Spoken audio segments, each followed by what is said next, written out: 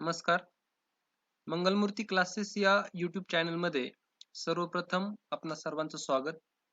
तर पहा, आजच्या व्हिडिओमध्ये आपण जो टॉपिक डिस्कस करणार आहे तो आहे density of substance and relative density आणि त्यावर आधारित काही सॉल्व एक्झाम्पल्स आपण पाहणार आहोत.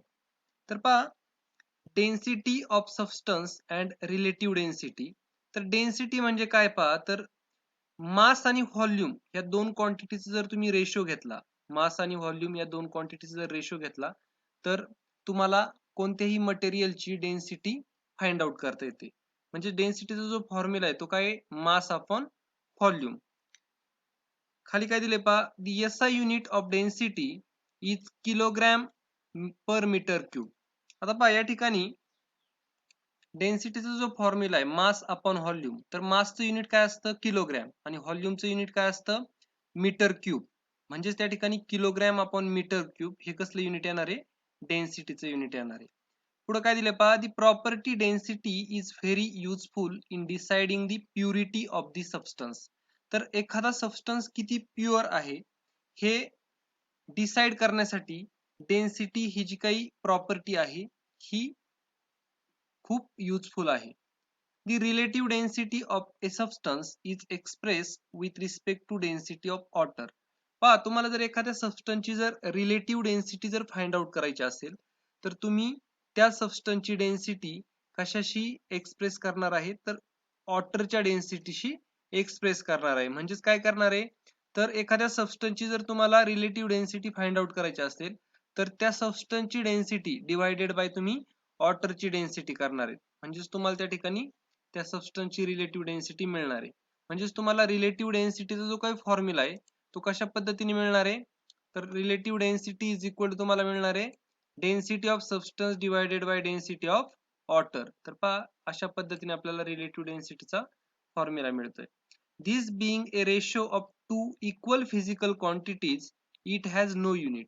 आता पहा, या ठिकाणी दोन सेम फिजिकल क्वांटिटीचा रेशो आहे, म्हणजे डेन्सिटी डेन्सिटीचाच रेशो आहे.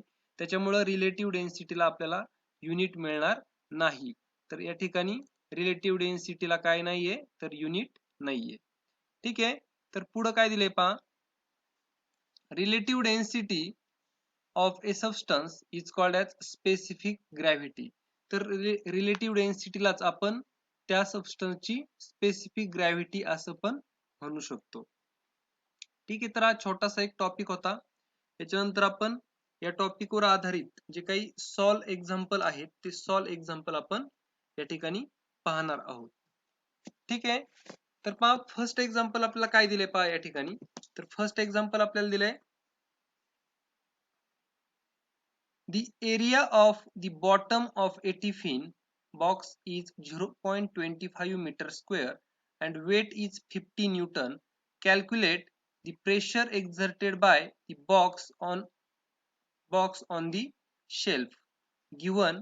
तर पहा, आता या ठिकाणी आपल्याला जे काही एक्झाम्पल दिले ते आपण सुरुवातीला रीड करूयात आणि समजून घेऊया. The area of the bottom of a tiffin box is 0.25 meter square. तर एक टिफिन बॉक्स आहे आणि त्या टिफिन बॉक्सचा जो काही बॉटम आहे त्या बॉटमचा एरिया आपल्याला किती दिलेला आहे? 0.25 मीटर स्क्वेअर. पुढे काय दिले पहा, अँड वेट इज 50 न्यूटन. त्या टिफिन बॉक्सचं जे काही वेट आहे ते किती आहे? 50 न्यूटन इतकं वेट आहे. आपल्याला काय सांगितलं? Calculate the pressure exerted by the box on the shelf. म्हणजे पहा, त्या ठिकाणी त्या टिफिन बॉक्समुळं त्या बॉक्सच्या बॉटम वरती जो काही प्रेशर एक्झर्ट होणार आहे किंवा तो जो काही तो टिफिन ज्या म्हणजे शेल्फ म्हणजे एखादी फळी वगैरे, तर त्या फळीवर जो टिफिन ठेवलेला आहे तर त्या शेल्फवर किती प्रेशर एक्झर्ट झाला हे आपल्याला कॅल्क्युलेट करायचंय. तर पहा, या ठिकाणी आपल्याला त्या टिफिनचा जो टिफिन बॉक्स जो आहे त्याच्या बॉटमचा एरिया आपल्याला दिलेला आहे. किती दिलेला आहे एरिया? 0.25 metre square. त्याच्यानंतर त्या टिफिन बॉक्सचं जे काही वेट आहे ते आपल्याला दिले 50 न्यूटन. आता न्यूटन म्हणजे थोडक्यात तो फोर्सच आहे. वेट म्हणजे फोर्सच असतो पहा, कारण आपलं जे काही वेट आहे आपल्यावर जेवढा ग्रॅव्हिटेशनल फोर्स ऍक्ट होतो तेवढं आपलं वेट असतं. म्हणजे वेट आणि फोर्स ह्या जवळपास सिमिलर क्वांटिटी आहेत. त्याच्यानंतर त्याच्यावरून आपल्याला प्रेशर फाइंड आउट करायचं. आता प्रेशरचा फॉर्म्युला आपण पाहिलेला आहे. प्रेशरचा फॉर्म्युला काय असतो? Force upon area. तर या ठिकाणी आपल्याला फोर्स म्हणजेच वेट म्हणजेच फोर्स, तर तो किती दिलेला आहे? 50 न्यूटन दिलेला आहे आणि एरिया आपल्याला किती दिलेला आहे? 0.25 मीटर स्क्वेअर. हे जर कॅल्क्युलेशन तुम्ही केलं तर तुम्हाला त्याचा आन्सर मिळणार आहे 200 न्यूटन मीटर पर 200 न्यूटन पर मीटर स्क्वेअर. तर या ठिकाणी पहा, आता हे कॅल्क्युलेशन कसं केलंय, तर या ठिकाणी 50 आहे आणि डिवायडेड बाय 0.20 आहे. जर तुम्ही न्यूमरेटर आणि डिनॉमिनेटरला 100 ने मल्टिप्लाय केलं तर तुम्हाला न्यूमरेटरला काय मिळणार आहे? तर 5000 मिळणार आहे, बरोबर. 50 ला जर तुम्ही 100 ने मल्टिप्लाय केलं तर तुम्हाला 5000 मिळेल आणि 0.25 ला जर तुम्ही 100 ने मल्टिप्लाय केलं तर तुम्हाला 25 मिळेल. म्हणजे 5000 डिवायडेड बाय 25 जर केलं तुम्ही तर तुम्हाला आन्सर किती मिळणार आहे? 200 न्यूटन पर मीटर स्क्वेअर. तर अशा पद्धतीने फर्स्ट एक्झाम्पल आपण सॉल्व्ह केलेलं आहे. तर त्या शेल्फवर जो प्रेशर ऍक्ट झालेला आहे तो आपल्याला मिळाला 200 न्यूटन पर मीटर स्क्वेअर. ठीक आहे. नेक्स्ट एक्झाम्पल पाहूया आपण, सेकंड एक्झाम्पल.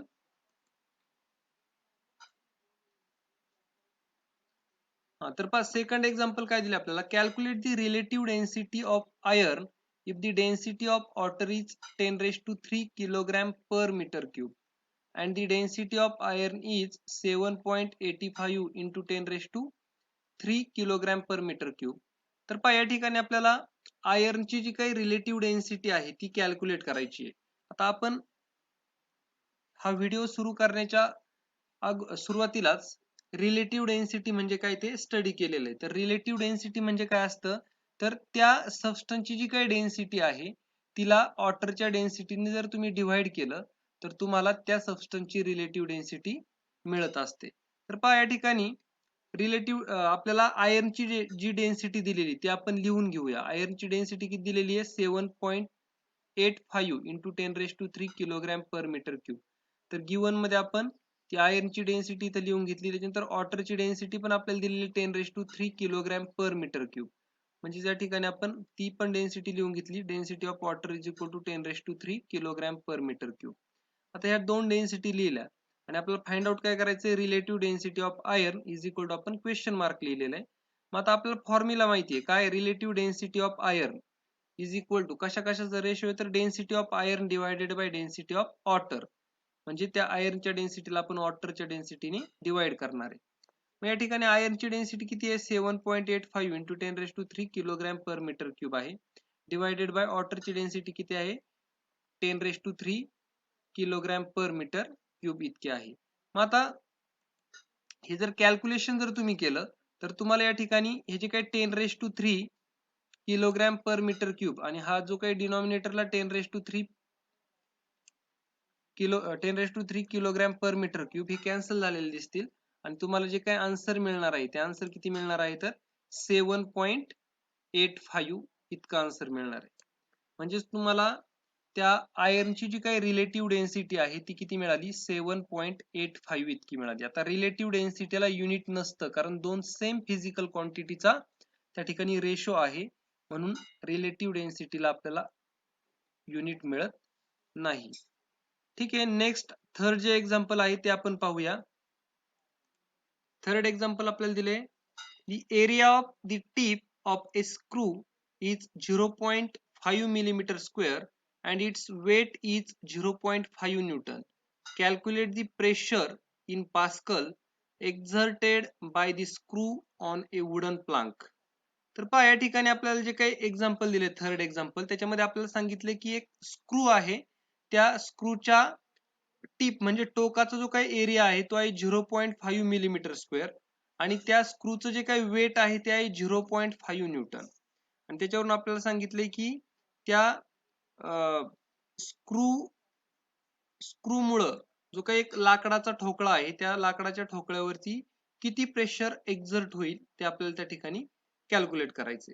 तर पहा, या ठिकाणी आपल्याला काय काय दिले ते आधी गिव्हन मध्ये आपण लिहून घेऊ. तर आपल्याला त्या स्क्रूच्या टोकाचा एरिया दिलेला आहे. तो एरिया किती दिलेला आहे आपल्याला? तर तो दिलाय 0.5 इंटू 10⁻². हे पहा, त्या ठिकाणी देताना आपल्याला काय दिले? 0.5 मिलीमीटर स्क्वेअर. तर त्या मिलीमीटर स्क्वेअरचं कन्व्हर्जन आपल्याला मीटर स्क्वेअर मध्ये करायचंय. तर आपल्याला माहिती आहे 1 millimetre is equal to 10⁻³ metre. या ठिकाणी स्क्वेअर आहे म्हणून 10⁻³ चा जर तुम्ही स्क्वेअर केला तर 10⁻6 होईल आणि मीटरचा स्क्वेअर केला तर मीटर स्क्वेअर होईल. म्हणजे त्या ठिकाणी 0.5 millimetre square is equal to तुम्हाला काय मिळणार आहे 0.5 इंटू 10⁻6 मीटर स्क्वेअर. त्याच्यानंतर पुढं वेट ऑफ द स्क्रू.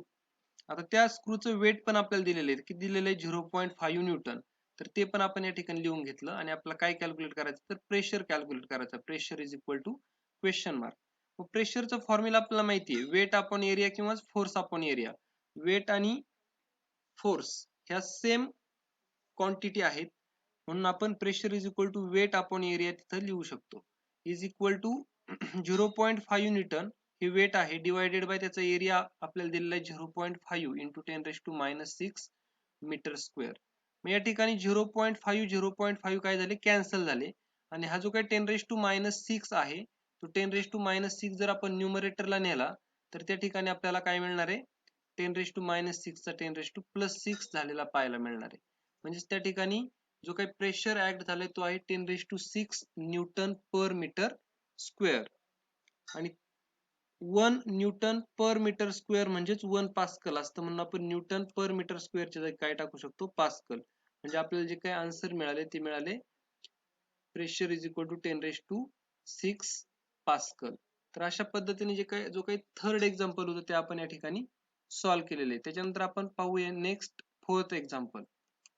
तर पहा या ठिकाणी फोर्थ एक्झाम्पल आपल्याला काय दिलंय mass of A block of metal is 10 kilogram and its dimensions are length 50 centimeter, breadth 10 centimeter, height 20 centimeter.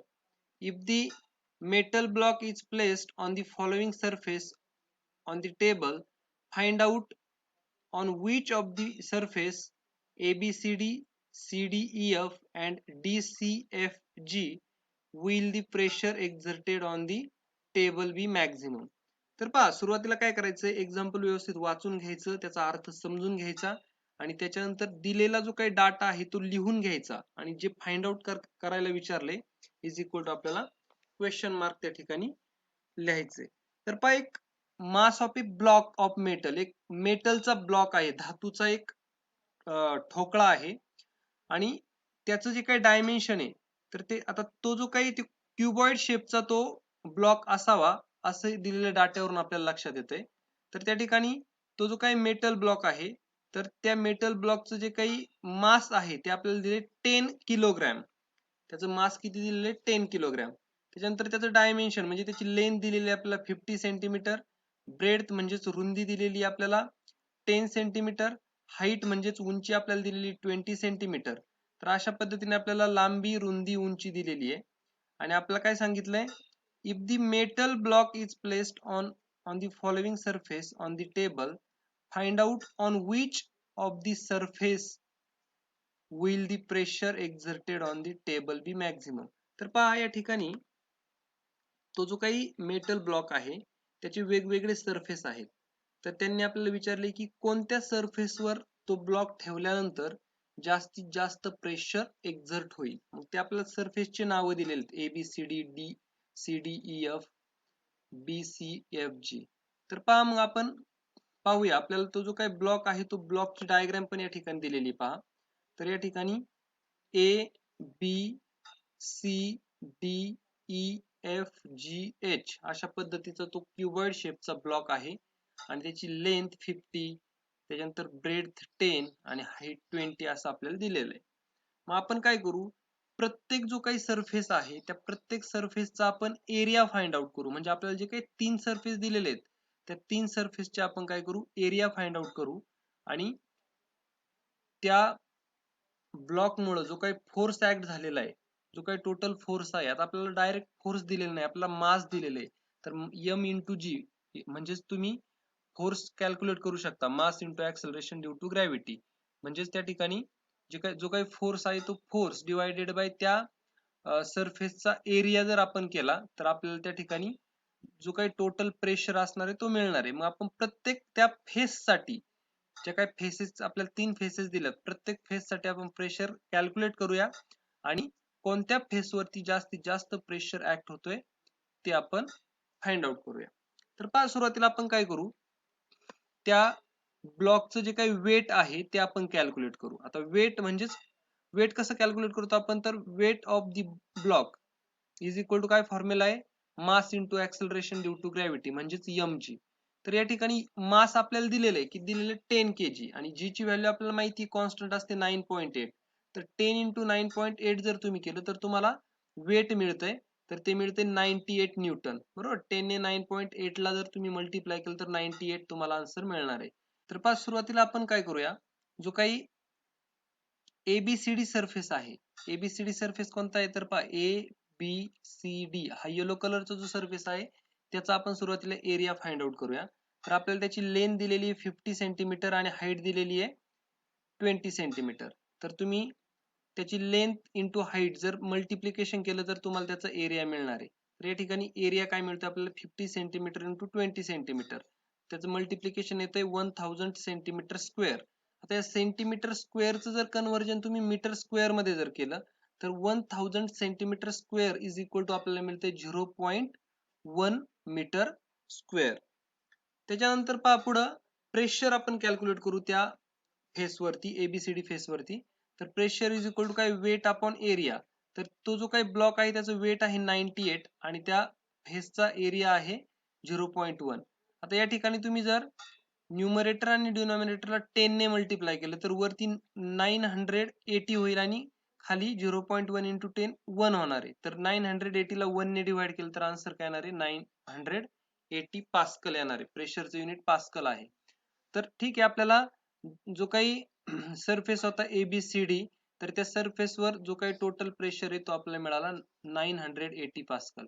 आता आपण पुढे काय करू, जो काही पुढचा नेक्स्ट जो काही सरफेस आहे कोणता, सरफेस CDEF. CDEF कोणता आहे तर पहा CDEF जो ब्राऊन कलरचा वरती तुम्हाला सरफेस दिसतोय, तर तो सरफेस आपण त्या ठिकाणी कन्सिडर करू. तर त्या सरफेसचा सुरुवातीला आपण एरिया फाइंड आउट करून घेऊ. पहा त्या सरफेस साठी त्याची लेंथ आहे 50 सेंटीमीटर आणि ब्रेडथ आहे 10 सेंटीमीटर. तर मग त्या ठिकाणी जर तुम्ही त्याचं मल्टिप्लिकेशन केलं, कारण ते ज्या फेस असतात ह्या तुम्हाला रेक्टँग्युलर शेपच्या फेस तुम्हाला मिळतात आणि रेक्टँगलचा एरिया असतो लेंथ इंटू ब्रेड.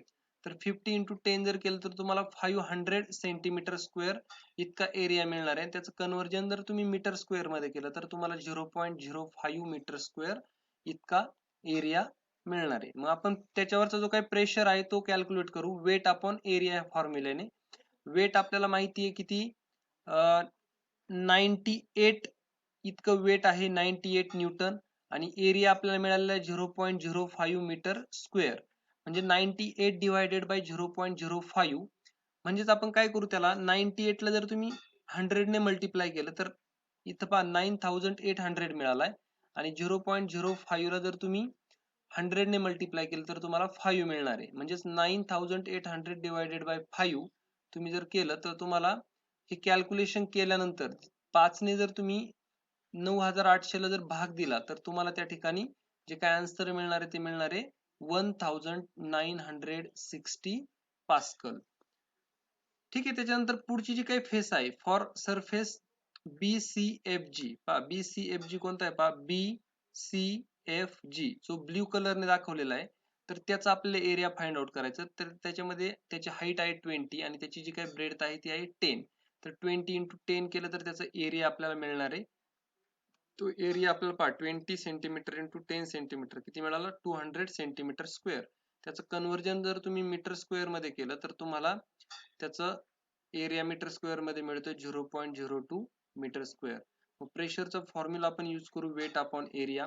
वेट आपल्याकडे आहे 98 न्यूटन, एरिया आहे 0.02 मीटर स्क्वेअर. आता या ठिकाणी आपण काय करू 98 ला 100 ने मल्टिप्लाय करू आणि 0.02 ला पण 100 ने मल्टिप्लाय करू. तर ते मल्टिप्लाय केल्याच्या नंतर तुम्हाला इथं 9800 मिळेल आणि डिवायडेड बाय 2 मिळेल. 9800 डिवायडेड बाय 2 जर केलं तुम्ही तर तुम्हाला आन्सर मिळतं 4900 पास्कल. तर या ठिकाणी जो काही प्रेशर आपल्याला मिळालेला आहे तर पहा मॅक्झिमम प्रेशर कुठे मिळालेलं आहे तर मॅक्झिमम प्रेशर आपल्याला जो काही सरफेस BCFG होता त्याच्यावर मॅक्झिमम प्रेशर मिळालेलं आहे 4900 पास्कल इतका. म्हणून आपण काय सांगू शकतो, maximum pressure hence smaller the area of contact larger is the pressure. तर पहा या ठिकाणी आपल्याला ह्या 3 सरफेस वरून असं समजलं की जो सरफेस एरिया स्मॉल असेल त्याच्यावरती अप्लाय होणारा प्रेशर हा जास्त असतो. म्हणजे पहा कमी जरी फोर्स जरी तुम्ही कॉन्स्टंट ठेवला परंतु एरिया जर तुम्ही कमी केला तर त्या ठिकाणी प्रेशर काय होतं, नक्कीच वाढतोय. म्हणजे पहा सपोज मी तुम्हाला एक एक्झाम्पल देतो. तुम्ही जर एक खेळा घेतला बरोबर आणि त्याला जर तुम्हाला ठोकायचंय भिंतीमध्ये, त्याला जर टोक जर खूप जास्त टोक असेल म्हणजे त्याचा टोकाचा सरफेस एरिया जर कमी असेल तर त्या ठिकाणी तुम्हाला तो ठोकण्यासाठी जास्त फोर्स लावायची गरज नाही. परंतु तोच जर त्याचं टोक जर बोटलेलं असेल बरोबर, ते जर रफ असेल, त्याला जास्त टोक नसेल त्या खेळाला आणि तुम्ही जर तो ठोकायचा प्रयत्न केला तर तुम्हाला तेवढ्या फोर्स मध्ये तो जास्त आतमध्ये जात नाही. म्हणजे प्रेशर त्या ठिकाणी तुम्हाला जास्त लावण्याची गरज आहे. त्यासाठी तुम्हाला फोर्स इन्क्रीज करावा लागेल. म्हणजे ज्या ठिकाणी सरफेस एरिया कमी त्या ठिकाणी प्रेशर काय असतो, मॅक्झिमम असतो. हे आपल्याला एक्झाम्पल वरून समजलेलं आहे. त्याच्यानंतर 5th नंबरचं एक्झाम्पल पहा. A piece of a marble tile weighs 100 gram in air. If its density is 2.5 gram per cubic centimeter, what will be its weight in water? तर बघा आपल्याला काय सांगितलंय, एक मार्बलचा पीस आहे, तुकडा आहे, म्हणजे मार्बल टाईलचं एक पीस आहे, त्याचं जे काही वेट आहे एअर मधलं ते आहे 100 ग्रॅम. त्याची डेन्सिटी आपल्याला दिलेली 2.5 gram per cubic centimetre. CC म्हणजेच cubic centimetre. What will be its weight in water? त्याचं वॉटर मधलं जे काही वेट आहे ते किती असेल, पाण्यामधलं वजन किती असेल. म्हणजे पहा तो मार्बल पीसचा जो काही मार्बल टाईलचा जो काही पीस आहे त्याचं वजन एअर मध्ये हवेमध्ये केलं तर ते 100 ग्रॅम मिळते आपल्याला आणि त्याचं वजन पाण्यामध्ये किती मिळेल हे आपल्याला त्या ठिकाणी विचारले. तर पहा आपण पाहूया. तर पहा वेट आपल्याला गिव्हन मध्ये काय दिलंय, वेट इन एअर किती दिलेलं ते 100 ग्रॅम. त्याच्यानंतर त्या मार्बल टाईलची जी काही डेन्सिटी आहे ती आपल्याला दिलेली 2.5 ग्रॅम पर क्युबिक सेंटीमीटर.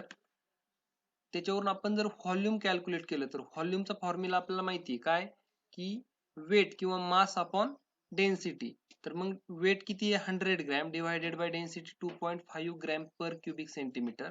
हे कॅल्क्युलेशन जर तुम्ही केलं तर तुम्हाला जे काय आन्सर मिळणार ते मिळणार आहे 40 क्युबिक सेंटीमीटर. हे मिळालं त्याचं व्हॉल्यूम.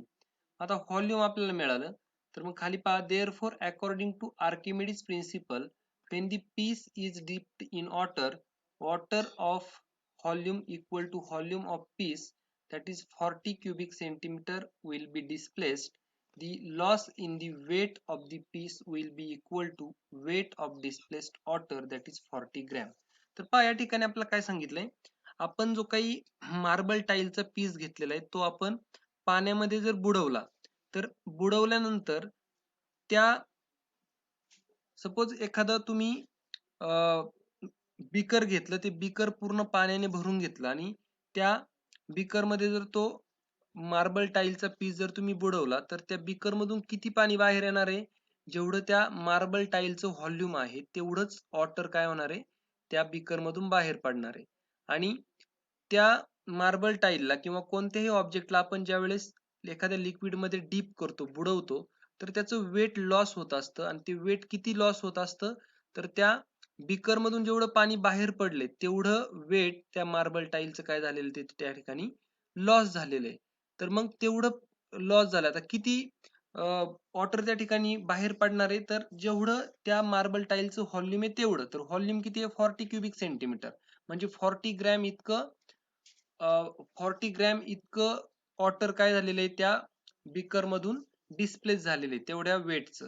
म्हणजेच त्या ठिकाणी त्या मार्बल टाईलचं जे काही वेट आहे ते कितीने कमी झालं तर 40 ने कमी झालं. म्हणजेच त्या ठिकाणी सुरुवातीला जर त्या मार्बल टाईलचं एअर मधलं जर वेट 100 ग्रॅम असेल तर पाण्यामध्ये डीप केल्यानंतर त्या मार्बल टाईलचं जे काही वेट असणार आहे ते किती होणार आहे, तर 100 मायनस 40 म्हणजेच ते राहणार आहे 60 ग्रॅम इतकं वेट. म्हणजे पहा वॉटर मधलं जे काही वेट आहे त्या मार्बल टाईलचं ते मिळालं आपल्याला 60 ग्रॅम इतकं. तर अशा पद्धतीने हे जे काही सॉल्व एक्झाम्पल्स आहेत हे आपण या ठिकाणी कंप्लीट केलेले आहेत. जी काही एक्झरसाइज आहे ती आपण नेक्स्ट व्हिडिओमध्ये कंटिन्यू करू. थँक्यू.